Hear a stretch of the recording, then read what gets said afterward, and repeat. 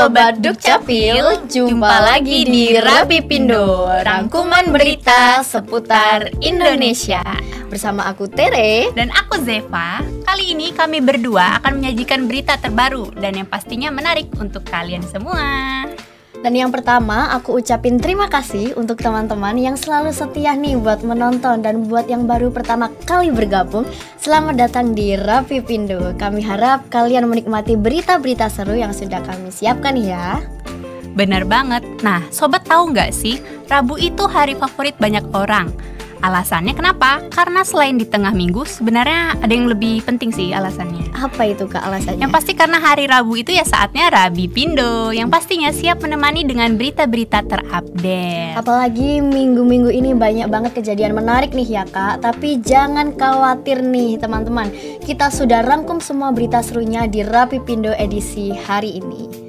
Nah, Sobat Dukcapil, seperti yang kita singgung, Rapipindo kali ini kami berdua sudah merangkum top 5 berita nasional dan seputar Adminduk nih selama 1 minggu ke belakang, yang pastinya akan menambah pengetahuan Sobat Dukcapil. Bener banget Tere. So, tanpa berlama-lama lagi, langsung aja kita mulai dengan berita yang pertama.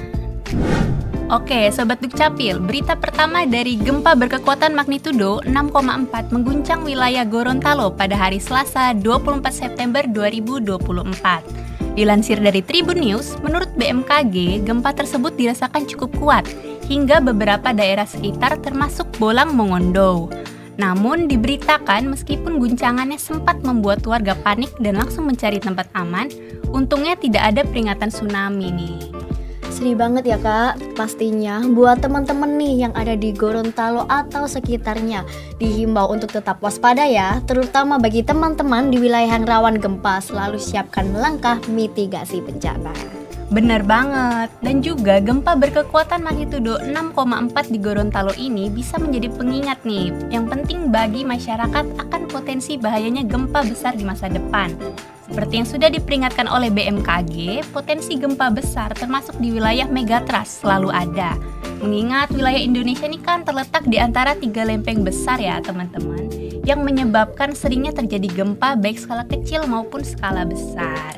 Yaps, maka dari itu tetap penting untuk meningkatkan kesadaran masyarakat terhadap bencana. Kesiapsiagaan ini termasuk mengetahui jalur evakuasi, memiliki rencana keluarga, dan yang pastinya memperhatikan informasi dari BMKG.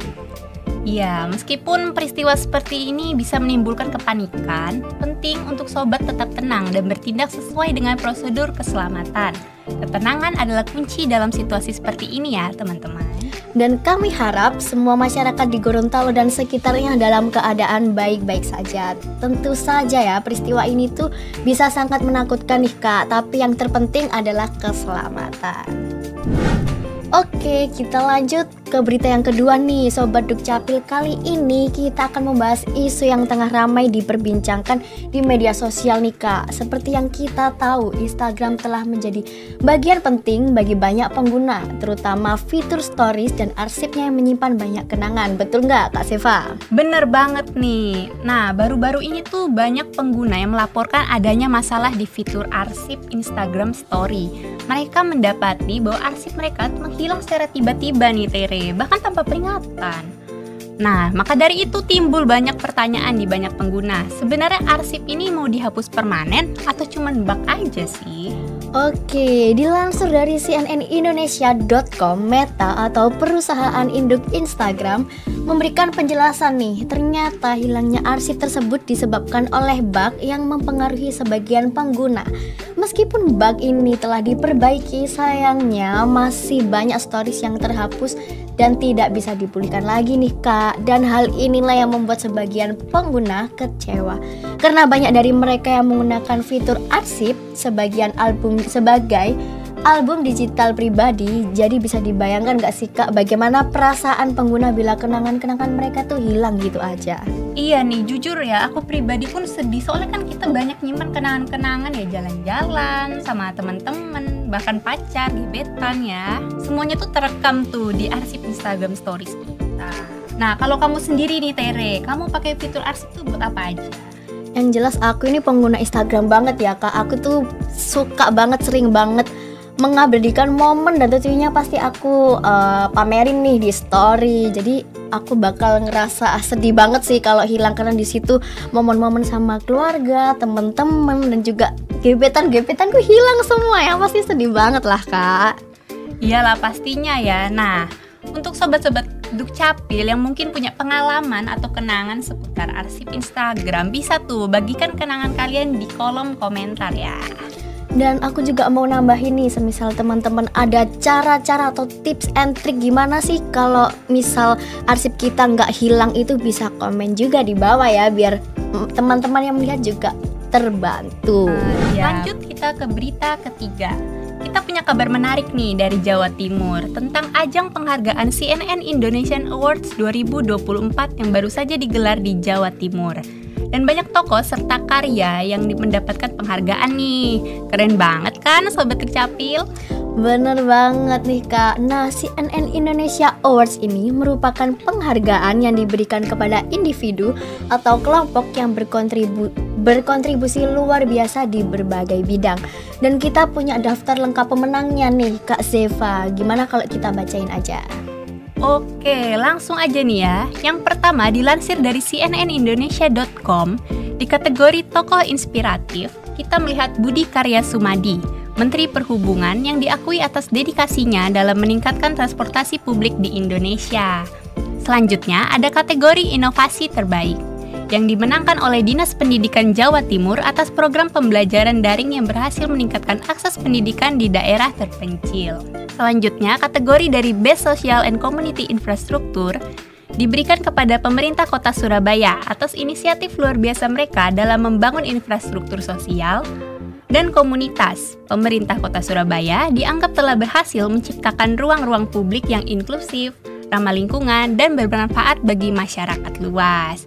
Nah, sebenarnya masih banyak lagi nih pemenang-pemenang lainnya di CNN Awards 2024. Wih, keren banget ya Kak. Tapi nih Kak Zeva, acara penghargaan ini bukan hanya merayakan pencapaian aja, tetapi juga menginspirasi orang lain nih untuk berkontribusi lebih baik di masyarakat. Sehingga kita berharap penghargaan ini bisa mendorong lebih banyak inisiatif positif di masa depan tentunya.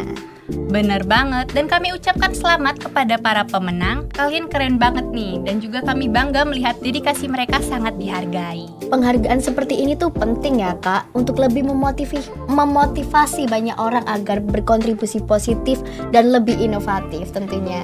Ya, dan semoga pencapaian ini bisa jadi contoh bagi kota-kota lain di Indonesia untuk meningkatkan kualitas hidup masyarakatnya. Oke, kita lanjut ke berita yang keempat nih Sobat Dukcapil. Berbicara tentang inovasi, program lontong balap dari Disdukcapil Surabaya kembali hadir nih Kak, membantu masyarakat Surabaya menyederhanakan proses administrasi kependudukan. Bener banget nih Tere. Nah, dilansir dari swargalokasurabaya.id, lontong balap ini memungkinkan warga untuk mengurus berbagai layanan administrasi di satu tempat, bahkan dalam satu hari aja loh. Konsep One Gate System ini sangat membantu, terutama bagi mereka yang tidak punya banyak waktu. Dan yang menariknya lagi nih Sobat, layanan ini tuh mencakup berbagai jenis permohonan, seperti perubahan nama, akte kelahiran. So, semua bisa dilakukan lebih cepat dan yang pastinya lebih efisien. Betul sekali, dengan adanya kolaborasi antara Disdukcapil dengan pengadilan negeri ini, masyarakat di Surabaya benar-benar diuntungkan tentunya Kak. Karena ini adalah contoh nyata dari pelayanan publik yang responsif dan tentunya inovatif. Waduh, keren banget ya, lontong balap ini tuh benar-benar mempermudah akses masyarakat untuk layanan administrasi nih. Bener, inovasi ini pasti berpengaruh besar nih Kak dalam kehidupan sehari-hari warga Surabaya. Semoga kedepannya semakin banyak nih Kak ya inovasi yang muncul. Udah nggak terasa ya, kita tiba-tiba udah di berita terakhir aja nih. Langsung aja ya. Oke, berita terakhir masih dari Disdukcapil Surabaya. Mereka baru saja menjalin kerjasama dengan Rumah Sakit Islam Cahaya Giri Gresik. Mengutip dari swargaloka.id, kerjasama ini bertujuan untuk mempermudah masyarakat dalam mengurus dokumen administrasi kependudukan. Sebelumnya, Disdukcapil Surabaya sudah beberapa kali melakukan penandatanganan perjanjian kerjasama atau PKS dengan rumah sakit di daerah Surabaya. Namun, kali ini Disdukcapil Surabaya menyasar wilayah yang lebih luas, khususnya daerah perbatasan kota Surabaya. Kerjasama ini dilakukan untuk memberikan pelayanan administrasi kependudukan kepada warga Surabaya yang berdomisili di sekitar Rumah Sakit Islam Cahaya Giri Gresik. Sehingga bagi warga Surabaya yang melakukan proses kelahiran di Rumah Sakit Giri Gresik akan mendapatkan akta kelahiran dan kartu keluarga yang sudah ditambah jiwa. Wah, jujur banget ya nih Kak, aku tuh amazed banget nih sama Disduk Capil Surabaya. Mereka tuh telah banyak membantu masyarakat dan mengambil langkah yang bagus banget menurutku. Jadinya masyarakat sekarang itu nggak perlu ribet lagi datang ke kantor Disduk Capil, bisa langsung diurus di rumah sakit. Juga kerjasama ini jadi bukti nih bagaimana sektor publik dan juga kesehatan bisa berkolaborasi demi pelayanan yang lebih baik lagi. Betul banget, kita bisa lihat contoh nyata bahwa pemerintah itu benar-benar nunjukin langkah proaktifnya dalam melayani masyarakat. Dengan ini semoga daerah lain bisa mengikuti contoh positif ini ya.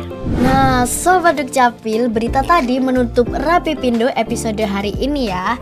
Semoga informasi tadi menambah pengetahuan teman-teman seputar berita terkini Admindo. Biar teman-teman gak ketinggalan informasi, ikuti media sosial Disduk Capil Surabaya di bawah ini ya.